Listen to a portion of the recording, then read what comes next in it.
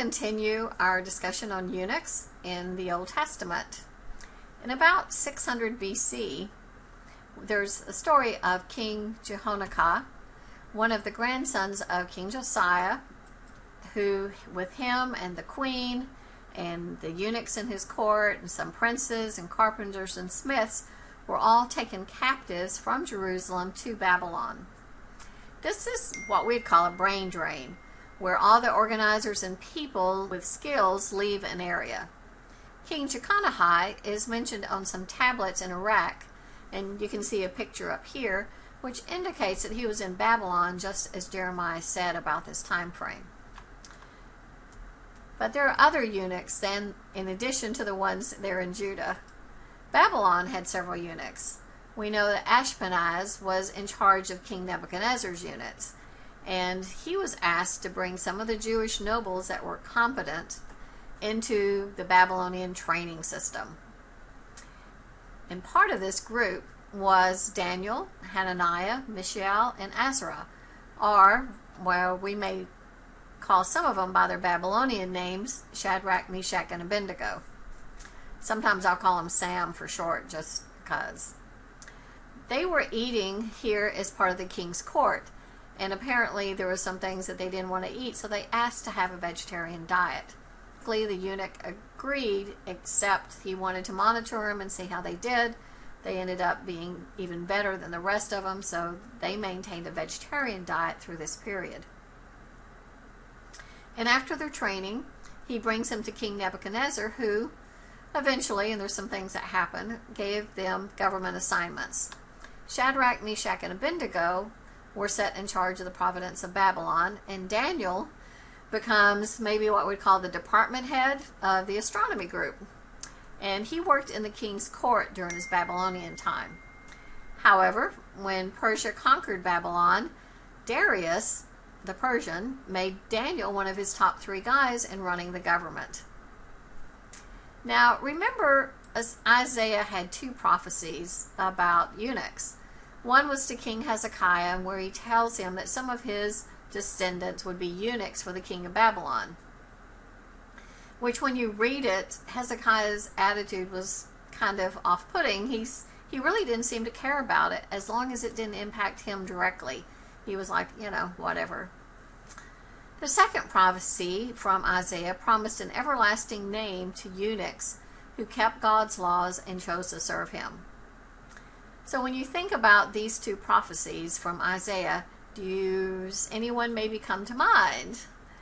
Yeah, I tend to think of Daniel and his everlasting name and some of the stuff that he did that every Bible student has learned about. But also the fiery furnace and Shadrach, Meshach, and Abednego. These stories about their actions after they were working there in Babylon as slaves is pretty amazing.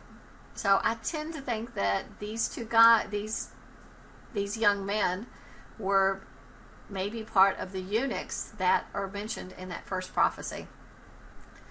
The eunuchs are more than just government workers. They might have been military leaders, as Jeremiah mentioned in chapter 52, verse 25, or guards in charge of harems. So in Esther, we learn about Hegi, who was in charge of overseeing the tryouts for the new wife of King Ahasuerus.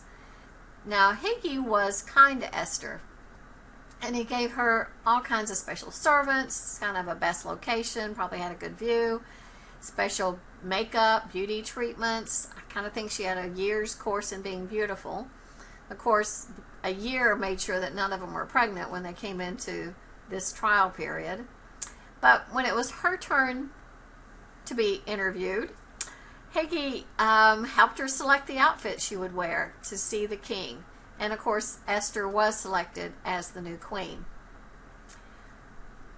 Another couple of eunuchs that are mentioned in Esther are some guards. Now, these guards were guards of King Ahasuerus, and apparently they didn't like him because they started a plot to kill him. And Mordecai, who is Esther's cousin and guardian, heard about it and told the queen. She then told the king, but she made sure and gave Mordecai the credit for discovering the plot. And of course the king investigated and had these eunuchs killed and recorded the incident, which comes into play later in his favor upon Mordecai. As Esther unfolds, we learn about a plot to kill all the Jews by Haman.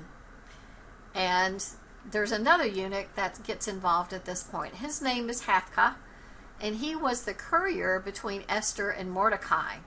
So he's the one running back and forth between them, developing a plan to thwart Haman.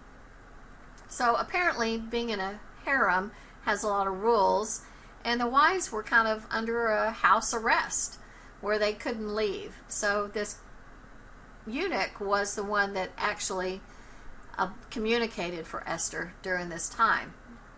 I know this is crazy, but in the 60s I met an American lady who had been part of a harem in India in the 30s and the 40s.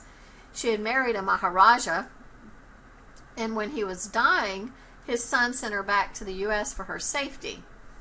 The son apparently liked her, and she said the custom was that all the wives were killed when the Maharaja died. So it kind of made sure everybody mourned his death.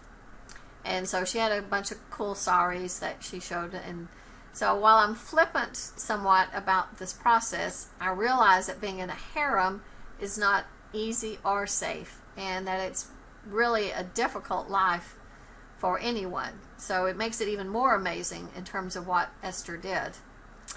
So we know that Esther had some constraints, but even with that, she saved her people. And maybe the eunuchs that helped her could be part of that story as well.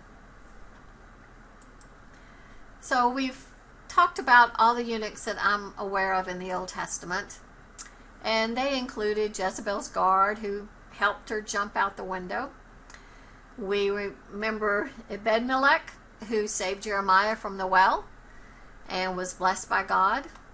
We had eunuchs in the Jewish court. We had maybe some in the military, government officials in Babylon, officials in Persia that maybe included Daniel, Shadrach, Meshach, and Abednego. It never really calls them eunuchs in the Bible, but to me they fit the prophecies that Isaiah gave us.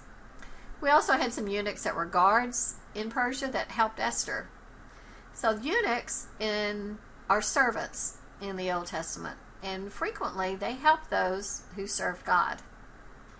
Part 3 will discuss eunuchs in the New Testament. Thank you.